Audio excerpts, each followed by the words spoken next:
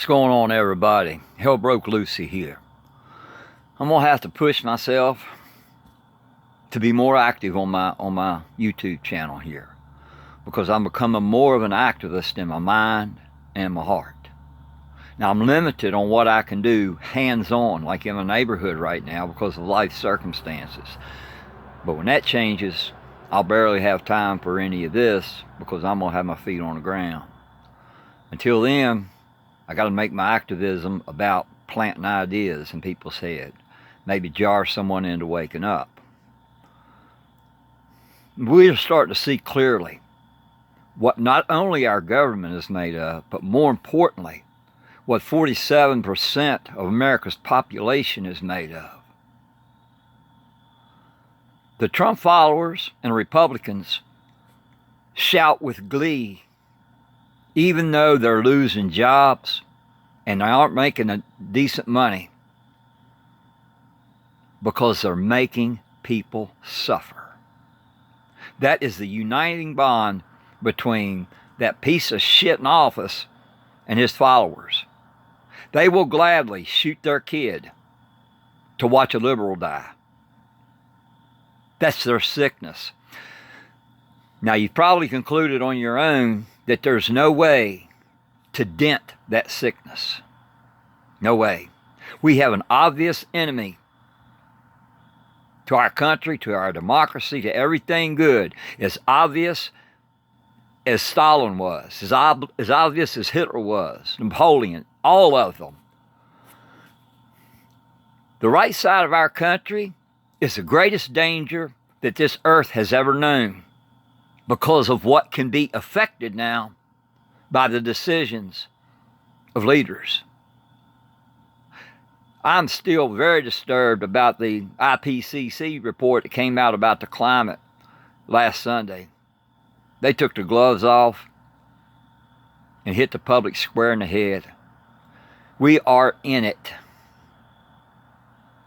We have 12 years, is what they told us, to turn us around, about face, a 180, to where solar and wind provides more power in this country than fuel. We got 12 years to get with electric cars, solar panels in all houses. Half of there needs to be no military anymore. No country needs it. If humanity goes away, there's nothing to kill, right? All topics take second place to the environment, to our planet. All topics.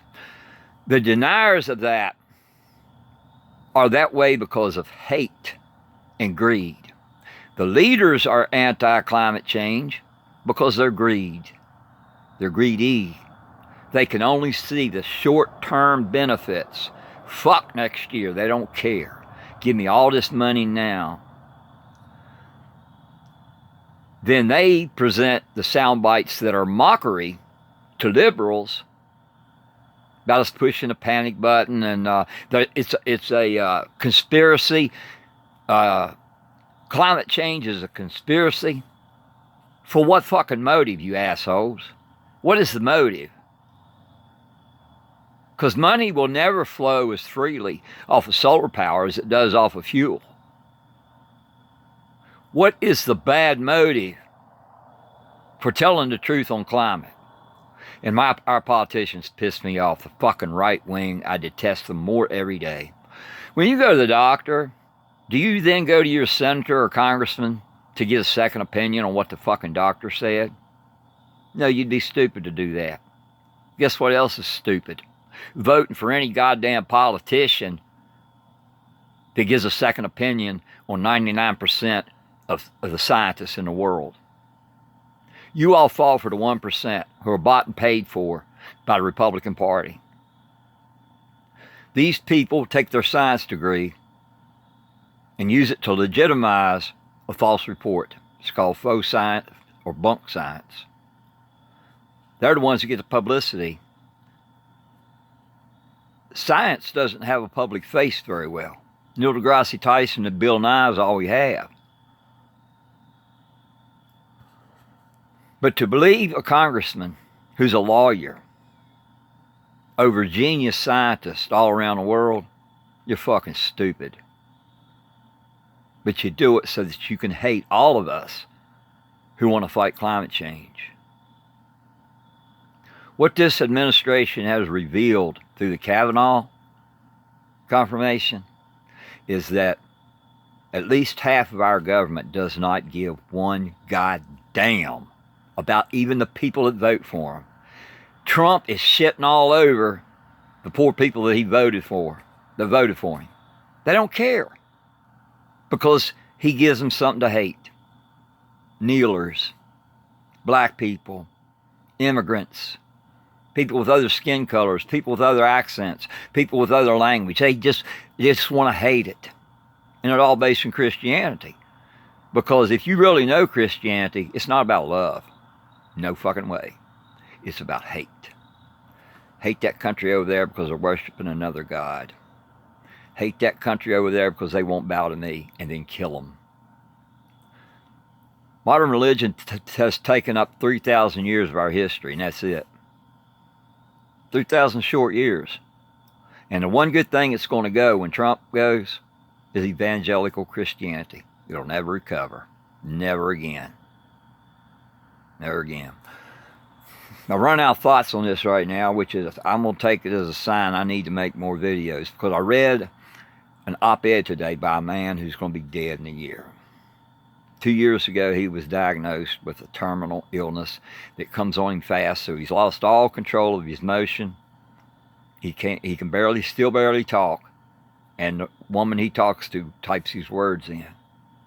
And he said, he was saying, all I want to do is be an activist and wake people's minds up so that good things aren't what is called radical.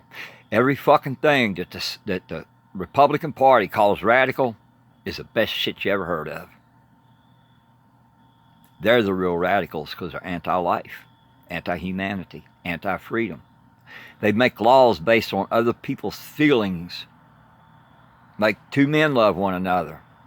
They hate that because it violates their tiny little brain.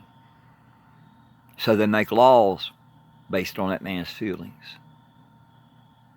They still have control of a woman's womb. If you understand anything about science, about fertilization of an egg, an embryo, I'm a supporter of abortion in the first 12 weeks. It drops a little bit after 12 weeks, between 12 and 26 weeks. I'm not by any means a supporter of abortion in the third trimester. But in the first 12 weeks, absolutely. That is a choice. That is an embryo. It does not have life. It cannot exist on its own. The only time it's murder is when Republicans target it, a living thing.